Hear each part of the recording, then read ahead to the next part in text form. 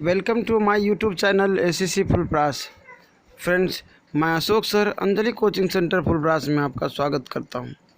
Friends, आज की class में हम लोग बिहार बोर्ड के 12th क्लास के केमिस्ट्री का चौथा चैप्टर जैव अणु पढ़ेंगे, जिसे इंग्लिश में बायोमॉलिक्यूल्स कहते हैं। फ्रेंड्स हम लोग आज की क्लास में इस चैप्टर का पहला पार्ट पढ़ेंगे। तो फ्रेंड्स, आज का क्लास शुरू करने से पहले आपसे एक छोटी सी रिक्वेस्ट है। यदि आप इस चैनल पर नए हैं या चैनल को अभी सब्सक्राइब नहीं किए हैं तो चैनल को सब्सक्राइब करके बगल में घंटी के आइकन को दबा लें, जिससे आगे आने वाले वीडियो का नोटिफिकेशन आपको मिल सके।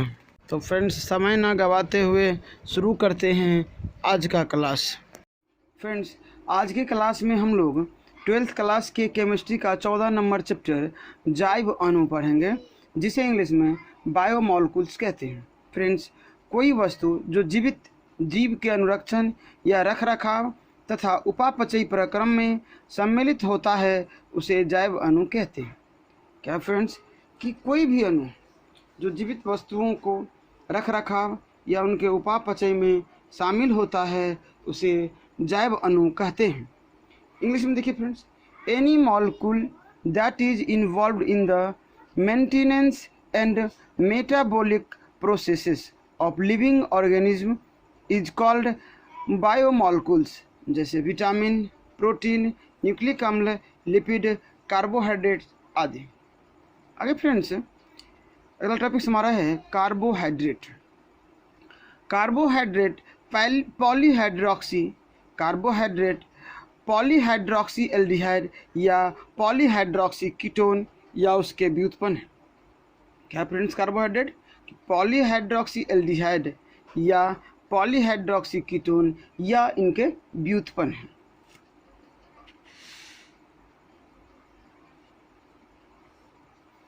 फ्रेंड्स, इसे इंग्लिश में कहते हैं कार्बोहाइड्रेट्स आर पॉलीहाइड्रोक्सी एल्डिहाइड्स और पॉलीहाइड्रोक्सी कीटोन और देयर डेरिवेटिव्स, अथवा वे पदार्थ जिनके सामान्य सूत्र CH2O(Y) द्वारा निरूपित किए जाते हैं उसे कार्बोहाइड्रेट यानी कार्बन के हाइड्रेट कहते हैं।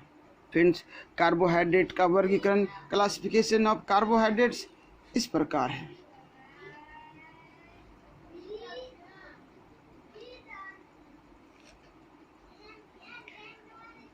कार्बोहाइड्रेट्स को दो भागों में बांटा गया है, जिसमें पहला शुगर और दूसरा है पॉलीसैकेराइड।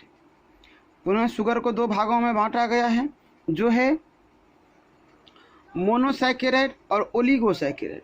फ्रेंड्स, ओलिगोसैकेराइड को पुनः वर्गों में बांटा गया है, जो डाइसैकेराइड, ट्राइसैकेराइड आदि।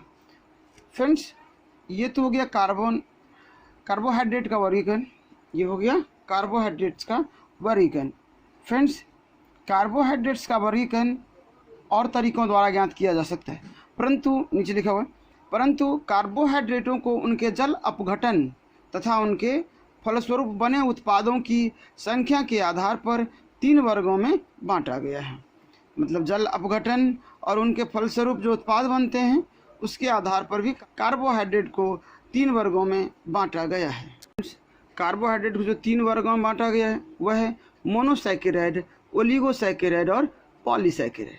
फ्रेंड्स, मोनोसैकेराइड वैसे कार्बोहाइड्रेट जिन्हें और अधिक सरल यौगिकों में जल अपघटित नहीं किया जा सकता।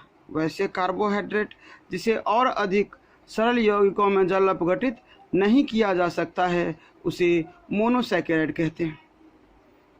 That carbohydrate which can not be hydrolysed further into more simple compounds is called monosaccharide.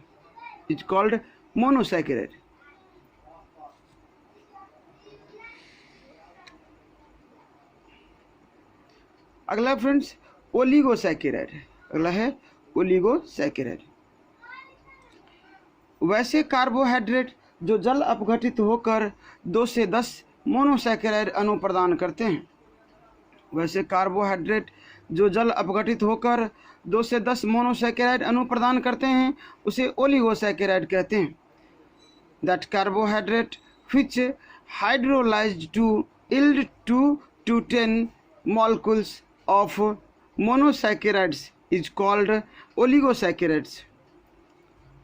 अगला है फ्रेंड्स पॉलीसैकेराइड। कार्बोहाइड्रेट का वह समूह जिसमें लंबी श्रृंखला के मोनोसैकेराइड अणु रहते हैं। कार्बोहाइड्रेट्स का वह समूह जिसमें लंबी श्रृंखला के मोनोसैकेराइड अणु रहते हैं उसे पॉलीसैकेराइड कहते हैं, उसे पॉलीसैकेराइड कहते हैं। The group of carbohydrates comprising long chain of monosaccharide molecules are called polysaccharide। Polysaccharide दो प्रकार के होते हैं। पॉलीसैकेराइड दो प्रकार के होते हैं।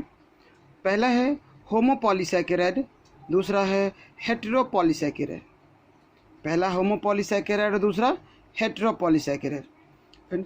होमोपॉलीसैकेराइड में केवल एक ही प्रकार के मोनोसैकेराइड रहते हैं। होमोपॉलीसैकेराइड में केवल एक ही प्रकार के मोनोसैकेराइड रहते हैं, किंतु हेटेरोपॉलीसैकेराइड में दो या दो से प्रकार के मोनोसैकेराइड रहते हैं। दो या दो से अधिक प्रकार के मोनोसैकेराइड रहते हैं। कार्बोहाइड्रेट का वर्गीकरण इस प्रकार भी किया जाता है। कार्बोहाइड्रेट को दो भागों में बांटा गया है, अपचयी शर्करा और अनापचयी शर्करा। अपचयी शर्करा और अनापचयी शर्करा। अपचयी शर्करा फ्रेंड्स देखते हैं। अपचयी शर्करा रिड्यूसिंग शुगर। एक मोनोसैकेराइड या डाइसैकेराइड शर्करा जो अन्य अणुओं को इलेक्ट्रॉन डोनेट कर सके। एक मोनोसैकेराइड या डाइसैकेराइड शर्करा जो अन्य अणुओं को इलेक्ट्रॉन डोनेट कर सके उसे अपचयी शर्करा कहते हैं, उसे अपचयी शर्करा कहते हैं। अतः यह अवकारक की तरह व्यवहार करता है। फ्रेंड्स क्या होता है कि जो अन्य अणुओं को इलेक्ट्रॉन दान कर सके, जो अन्य अणुओं को इलेक्ट्रॉन दान कर सके, ऐसे मोनोसैकेराइड या डाइसैकेराइड शर्करा को अपचयी शर्करा कहते हैं। और मोनोसैकेराइड और disaccharide sugar that can donate electrons to other molecules are reducing sugar and therefore act as a reducing agent. अगला फ्रेंड्स अनापचयी शर्करा। एक शर्करा जो अन्य अणुओं को इलेक्ट्रॉन डोनेट नहीं कर सके। एक शर्करा जो अन्य अणुओं को इलेक्ट्रॉन डोनेट नहीं कर सके उसे अनापचयी शर्करा कहते हैं, उसे अनापचयी शर्करा कहते हैं। A sugar that can not donate electrons, a sugar that can not donate electrons to other molecules are called non reducing sugar, are called non reducing sugar. तो फ्रेंड्स आज के इस क्लास को हम इतने पर समाप्त करते हैं। मिलते हैं अगले क्लास में अगले टॉपिक्स के साथ। तब तक के लिए जय हिंद, वंदे मातरम। Thanks for watching.